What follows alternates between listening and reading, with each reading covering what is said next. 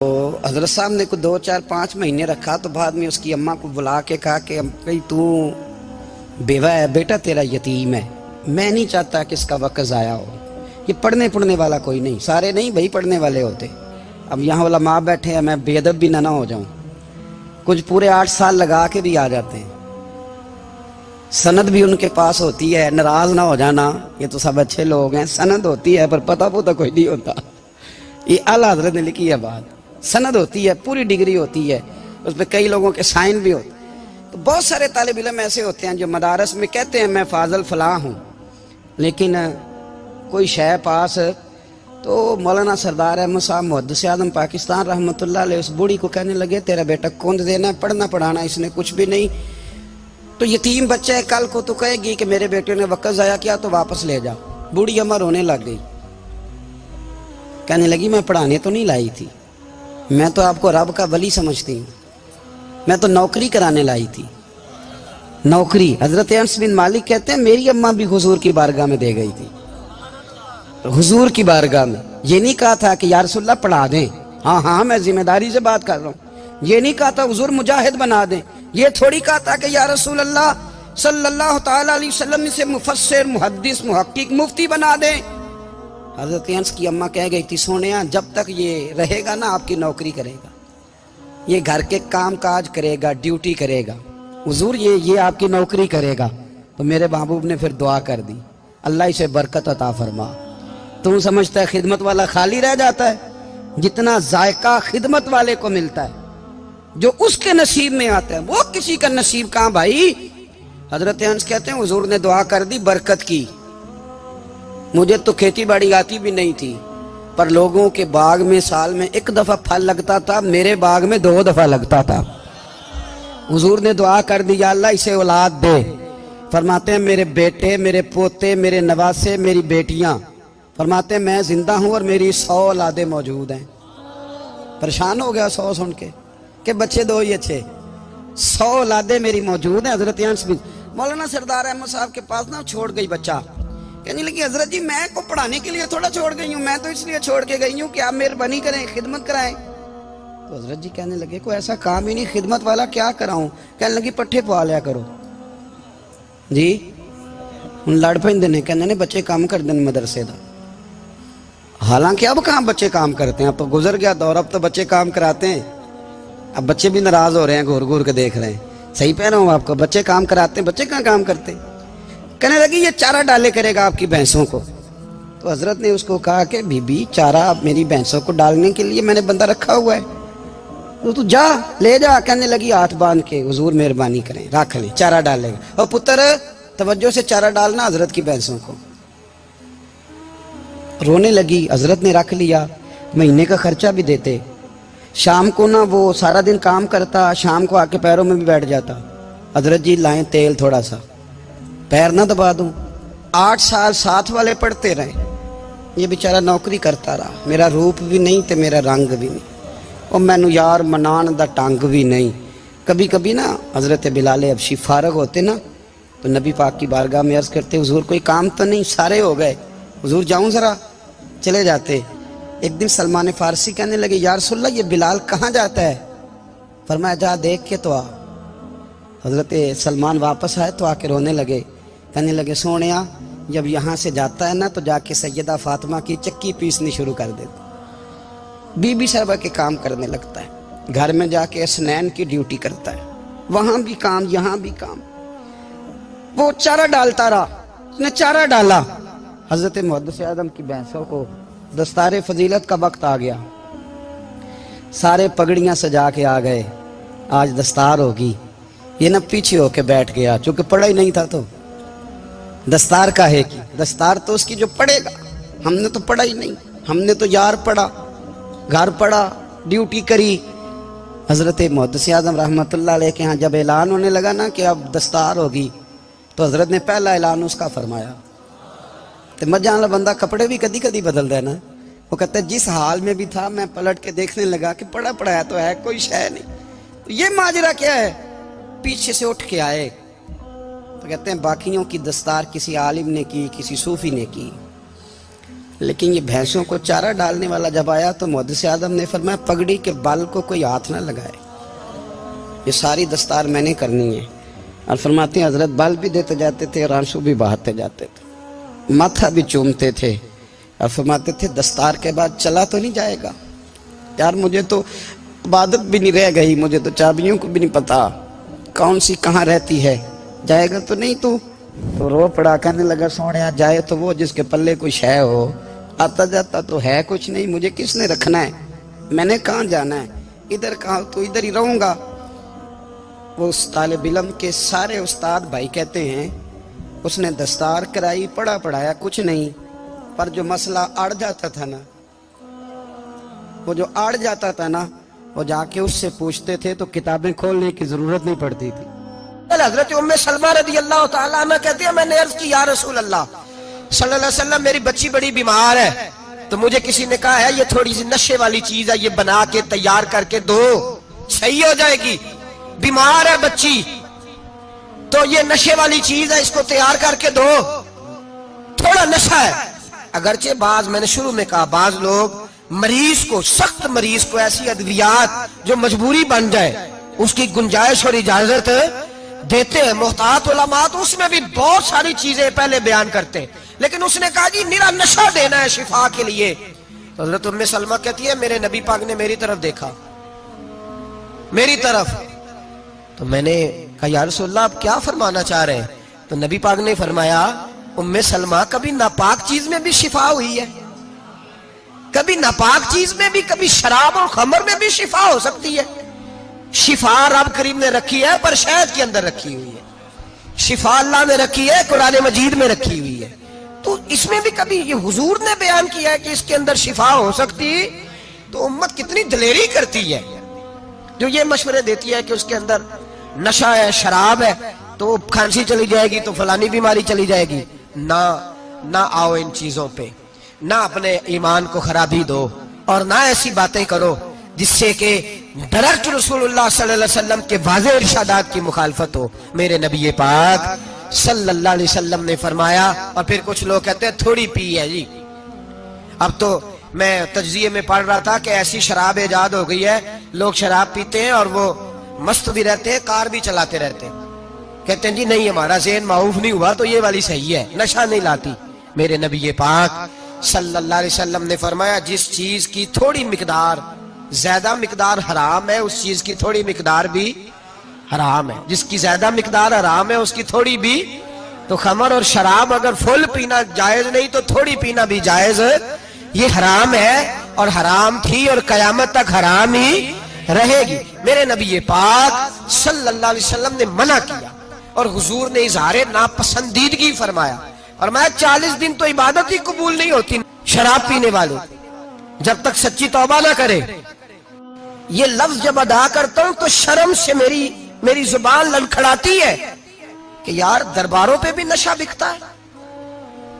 میں یہ بات کر رہا ہوں صوفیاء کا ترجمان، درباروں پہ، مزاروں پہ، اور سجادہ نشینوں تمہیں زمین نگل جائے، آسمان تمہیں لے اڑے، تم پر قہر نازل ہو، تم نے باپ دفن کر کے تو وہاں نشے کا اڈا بنا لیا، ماؤں سے بیٹے چھیننے لگے ہو، عورتوں کے سروں سے کپڑے چھیننے لگے ہو، سہاگ مارنے لگے ہو، بیٹیاں اور بیٹے یتیم کرنے لگے ہو، نشہ بیچتے ہو درباروں اور مزاروں پہ، یہ تماشا لگ گیا۔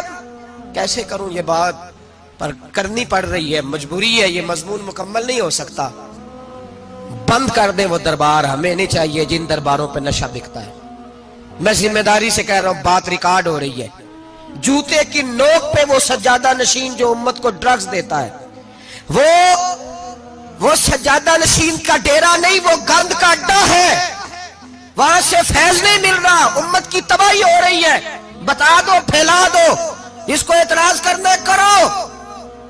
میرے رسول پاک سید عالم صلی اللہ تعالی علیہ وسلم کا دین ضروری ہے، کسی پیر کی سجادگی ضروری، بولیے سجادگی ضروری، بڑی ذمہ داری سے کہہ رہا ہوں اور نمائندگی کر رہا ہوں اپنی جماعت کی۔ نہ ہمارے بزرگوں نے کل اس کی حمایت کی تھی، نہ آج کرتے ہیں، نہ قیامت تک کریں گے۔ بند کر دے وہ دربار اور مزار، बुजुर्ग दुनिया में ये काम करने आए थे और हमारी सोच इतनी गिर गई है, इतने हम कमजोर हो गए। कहते हैं जब उसको चढ़ जाती है तो फिर बड़ी मार्फत की बातें सुनाता है। तुझे शर्म नहीं आई है लफ्ज कहते हुए? अब नशई तुझे मार्फत सिखाएगा? अब तू शराबी से, भंगी चरसी से दीन सीखेगा? कहते हैं उसने पी हुई थी, चढ़ी हुई थी, बात कर दी तो मेरा काम बन गया। इतनी गंदी और मैली सोच साहिब ईमान की होती है। तो अब नशइयों से जाकर दुआएं कराएगा? सुन, मेरे नबी पाक सल्लल्लाहु अलैहि वसल्लम ने फरमाया जो शराब पी ले, नशा कर ले, उसकी तो 40 दिन तक इबादत रब कबूल नहीं फरमाता। तू कहता चढ़ी हुई थी तो उसने दुआ कर दी, तुझे शर्म ही नहीं आई बात करते? हया ही नहीं किया तूने जुमला बोलते? ये कोई तसव्वुफ और तरीकत है? जाओ उठा के ले जाओ। ऐसी कोई तसव्वुफ और तरीकत हमें नहीं चाहिए। हमें वो वाली तरीकत चाहिए जिसमें खुदा के कुरान की बात होती है और मोहम्मद मुस्तफा के फरमान की बात होती है सल्लल्लाहु अलैहि वसल्लम। तो भाई याद रखो, ये कोई तरीका नहीं। एक मजार है, मुझे एक साहब कहने लगे आ जाए यहाँ भी फातिहा पढ़े। मैंने कहा यहाँ क्या है? कहने लगे थे तो बाबा जी नशा वशा करते, पर अब सुना है लोगों की मन्नतें बड़ी पूरी होती हैं। मुझे जज्बात बड़े कम आते हैं। मैंने उस आदमी को गिरेबान से पकड़ लिया, मैं किधर हट, वो तो नशा करता था और तू जाता था, तेरी ये कैसे ताकत हुई? तूने मुझे मशवरा दे दिया, तू हमें कमजोर समझता है? हम कमजोर ईमान के लोग हैं और मैं यहां तुझे कहूंगा नहीं नहीं मैं यहां नहीं जाता, मैं वहां जाता हूं। बिल्कुल कोई लगी लिपटी बात नहीं, खरी बात। तसव्वुफ वो, दरबार वो जहां कुरान पढ़ा जाए और रसूलुल्लाह की हदीस सिखाई जाए, बाकी कोई मतलब नहीं किसी किस्म का। मैं दाता साहब कभी जाऊं ना जलसा करने किसी काम से, किसी तकरीब में, तो मैं दाता साहब के मजार पे नहीं जाता। मैं कहता हूं यार ये यराना नहीं कि बंदा किसी काम आया था तो फातिहा पढ़ ली, वापस चलो। गखड़ से स्पेशल आएंगे दाता साहब के मजार पे हाजिरी देने, और मेरे संगी गवाह हैं कि मैं स्पेशल टाइम निकाल के बहुत सारे काम छोड़ के स्पेशल जाता हूं। और मैं मुराद मानने नहीं जाता, मैं दाता साहब का शुक्रिया अदा कर दे जाता हूं। मैं उनसे कहता हूं हुजूर आपकी मेहरबानी, आप यहां आए तो हमारे बड़े भी रसूलुल्लाह के गुलाम बन गए। मैं तो सलाम अकीदत पेश करने जाता हूं। हम मज़ारात पर जाने के कायल नहीं, बल्कि हमारी तो अकीदत का दर्जा ही मुकम्मल नहीं होता जब तक हम मजार पे सलाम ना करें। पर मजार दाता साहब का, मजार ख्वाजा मोइनुद्दीन अजमेरी का, मजार गौसे आजम जेलानी का, मजार मुहद्दिस आजम मौलाना सरदार अहमद का, मजार औलिया का, मजार मियां शेर मोहम्मद शरदपुरी का, मजार रब करीम के बंदों का। भंगियों चरसियों के मजार नहीं होते और नाम इन मजारात के कायल है, बिल्कुल कायल नहीं हम। मैं थोड़े दिन पहले लाहौर गया था तो मैं कार में मियां साहब मियां शेर मोहम्मद शरदपुरी का जिक्र कर रहा था। मैं अपने दोस्तों से कह रहा था यार बहुत बड़ा बाबा हुआ है। तो मुझे कहने लगी करामत क्या है? मैंने करामत यह है कि सारी जिंदगी सुन्नत का दर्स दिया है। तो मुझे कहने लगे आप कभी गए नहीं? मैंने कहा मैं स्पेशल गया था और थोड़े दिनों के बाद प्रोग्राम बनाऊंगा तो मैं साथ लेके जाऊंगा। हम मजारात के कायल है, हाजिरियां देंगे मजारों पे, लेकिन भंगियों चरसियों के मजारों पर जाने के कायल है। जोर से बोले, यहां जाने के कायल है, कोई अकीदा नहीं है हमारा। नशा बिकेगा मजारों पे, ये तसव्वुफ होगा, वहां ये तरीकत होगी। और मिल्लत पर रहम खाओ खुदारा। अगर तुम्हारे कौमी इदारे कहते हैं रिपोर्ट करने वाले कि 70 लाख पाकिस्तानी नशा करता है, तो क्या तुम्हें यह नहीं पता कि नशा बेचता कौन है? क्या तुम्हें यह नहीं पता कि ड्रग्स का कारोबार कौन करता है? अगर तुम्हें यह पता है तो क्या यह खबर नहीं तुम्हें कि इन रगों पर यह खून उतारता कौन है? मैं अपने बुजुर्गों से माजरत के साथ, नशे का आगाज, नाराज तो नहीं हो जाएंगे बुजुर्ग? नौजवानों को मैं लताड़ लेता हूं, लेकिन बुजुर्गों की इज्जत करना सुन्नत है। तो मैं बुजुर्गों से माजरत के साथ, ये यूं समझ लिए खूगरे हमद से थोड़ा सा गिला भी सुन ले। नशा सिगरेट से शुरू होता है, सिगरेट से। मैं तंबाकू को हराम नहीं कहता, ये फतवा नहीं दे रहा। तंबाकू का हुक्म वही है जो मूली का है, जो कच्चे प्याज और लहसुन का है, कि आप जब खा लेते हैं तो मुंह से बदबू आती है, तो आप मस्जिद में आए तो आने से पहले मिसवाक करें, मुंह साफ करें, फिर आप आ जाएं, तो जायज है। मकरूह है लेकिन हराम है। लेकिन तंबाकू से आगे जब हालात बढ़ते हैं تجزیہ نگاروں نے لکھا ہے کہ ہمارے پنجاب کے کچھ علاقوں میں اب سگریٹ سے نکال کے نا، پہلے بھی بھرتے تھے لوگ اس میں بڑا کچھ، اب پتہ ہے کہ نیا نشہ ایجاد کیا ہے، اب اس کے اندر چسبی بھرتے ہیں اور چھپکلی کو مار کے سکھا کے خشک کر کے اس کو پیس کے وہ ساتھ نشے کے ملاتے ہیں، اور اس کا حال یہ ہوتا ہے کہ آدمی کو زیادہ نشہ ہوتا ہے، اور کہتے ہیں وہ اتنا گند ہے کہ وہ آدمی کسی کو دانت بھی لگائے گا تو وہ بندہ بھی بیمار ہو جائے گا۔ کیا یہاں لوگ اسپرٹ نہیں پیتے آپ کے ملک میں؟ اور ہم کبھی سڑک پہ جاتے ہیں تو نشئی کو دیکھ کے مذاق کرتے ہیں، دیکھنا میں ہارن لگاؤں گا تو گاڑی کے ہارن سے گر جائے گا، لیکن تجھے پتہ نہیں کہ یہ کسی ماں کا بیٹا ہے، پتہ نہیں کسی بیوی کا شوہر ہے۔ ایک ہمارے دوست ہیں، بزرگ ہیں، ان کا داماد فوت ہو گیا، نشہ کرتا تھا، تو میں تعزیت کرنے ان کے گھر پہنچا تو کھڑے ہو گئے ہاتھ باندھ کے، کہنے لگے حضرت صاحب باقی ساریاں گلاں چھڑ دیو، صرف نشے تے تقریر کریا کرو۔ وہ جب جیتا تھا تو تب بھی اس کے بچے یتیم ہی تھے، یتیم ہی تھے۔ میری بیٹی جب میرے گھر آتی تھی اور میں اپنے پوتوں کے اترے کپڑے اسے پہننے کو دیتا تھا تو میرا کلیجہ پھٹتا تھا، اور میری بیٹی اس کی زندگی میں بھی بیوہ کی زندگی گزار رہی تھی، وہ میری بہوؤں کے اترے ہوئے کپڑے پہنتی تھی، کوئی دعا کرو، کوئی جلسے کرو، یہ لت ختم ہو جائے۔ اور کہنے لگا اب میرے وہ چلا تو گیا ہے، دادا دادی اس کے پہلے کوئی نہیں، چچا ہے کوئی نہیں، جب تک تو میں زندہ ہوں ان نواسوں کو کوئی روٹی کا لقمہ، کوئی کپڑا مل جائے گا، لیکن سوچتا ہوں میں بوڑھا ہوں، مر گیا تو ان کو کوئی پوچھے گا بھی نہیں، کون ان کی خبر۔ اتنا ظلم اس قوم سے، اتنی زیادتی، اور آرام سے لکھ کر لوگ گزر گئے کہ یہ 70 لاکھ ہے، ان کا درد تو سمجھو، تکلیف تو سمجھو۔ 7 فٹ کا سونا جوان اور نشے کا عادی ہے تو کسی نالی میں پڑا ہوا ہے۔ اور میں نے کہا اس قوم کے ساتھ اس سے بڑا بھیانک مذاق کیا ہوگا؟ کوئی دانشور تھا بڑا ظالم، اس ظالم سے کوئی مشورہ لینے آیا، اس نے آ کے کہا تو بڑا ظالم ہے، بڑے کڑوے مشورے دیتا ہے، میرا ایک دشمن ہے، میں اس سے بدلہ لینا چاہتا ہوں، میرا دل کرتا ہے اس کا بچہ قتل کر دوں تاکہ وہ تڑپے۔ تو ظالم نے کہا اسے قتل نہ کر، وہ تو اس کا باپ 2-4 مہینے رو کے چپ کر جائے گا، پھر میں سخت سزا دینا چاہتا ہوں، مشورہ دے۔ تو اس نے کہا اس کے بچے کو نشے پہ لگا دے، جس کا بچہ نشہ کرے گا وہ باپ روز مرے گا، روز جیے گا، وہ ماں روز مرے جیے گی، نشے پہ لگا دے۔ اس قوم کے ساتھ سب سے بڑا ظلم یہ ہوا کہ ملت کا جوان نشے پہ لگ گیا، ڈرگز پہ لگ گیا، اتنے تباہ حالات ہوئے کہ جوان چڑھتی جوانیاں، اماں نے کتاب دے کے بھیجا تھا، اور کالج سے واپس آئے تو نشے کے ٹیکے ہاتھوں میں پکڑے ہوئے، ٹیکے۔ اور آپ کے اس ملک کے اسلام آباد میں ایک دن میڈیا نے وہ خبر بھی وائرل کی اور وہ چیز بھی دکھائی لوگوں کو، 3 مہینے کا بچہ لے کے نشئی سڑک پہ آ گیا، اس نے کہا میرا نشہ ختم ہو گیا، میرا بچہ خرید لو، 2 پڑیاں دے دو۔ تو وہاں بیبیاں جو سن رہی تھی وہ بھی چیخے مار کے رو رہی تھی۔ یہ ظلم کیا اس قوم کے ساتھ، اور کرپشن کی لعنت نے اجازت دی سپلائی کرنے والوں کو کہ گلی گلی بھیجے، گلی گلی۔ انہوں نے کچھ تھوڑا ظلم نہیں کیا ان حکمرانوں نے، اور ہماری اپوزیشن